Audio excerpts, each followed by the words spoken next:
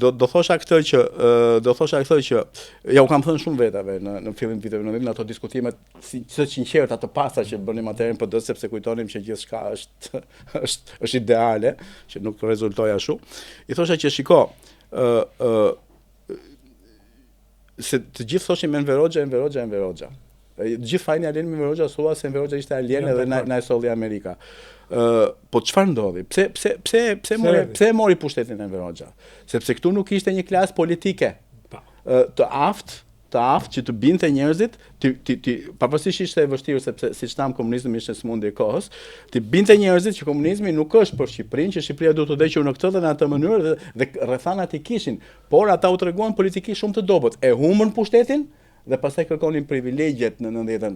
Kujdes, sepse kështu zhvillohet shoqëria njerëzore. I forti historinë. Ai që merr me luftë bën ai që ligjin e bën e fortë. Enver Hoxha fitoi sepse gjeti dobësi shumë të madhe në klasën politike shqiptare. U morën me interesat e tyre private dhe nuk u morën me fatet e Shqipërisë. Tash ta themi të sot. Ironia është se kështu po ndodhet edhe sot. Ta themi të sot, ato belerët e agallarët e tregtarët i çefën qypat në Florinë nëpër tokë dhe nuk bën një rrugë.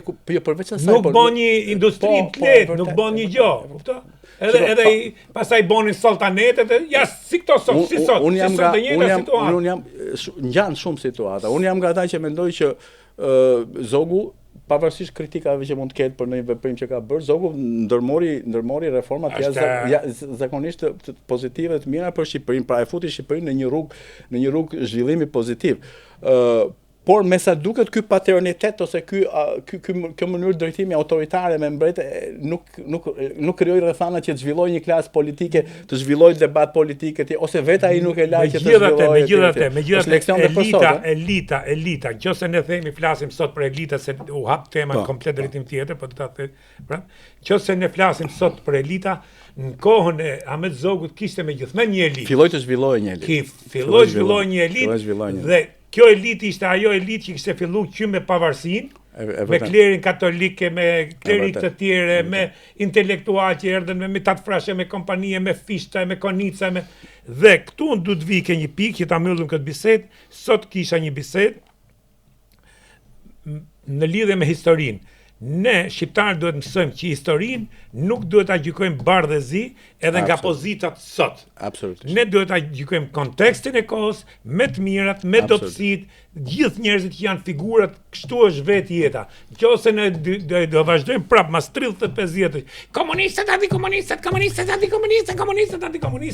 ne do ngelemi në këtë grop zezë dhe ja ku e kemi grop në zezë. Jo vetëm urdhrosi përfundoi. Jo vetëm ngjarjet historike, po edhe individit, sepse ne marrim atë iniciativën dhe e shajm Ilirin. Film flas Iliri s'do ta bën këtë, amerikanët kanë një shprehje shumë të bukur. You have to be in his shoes.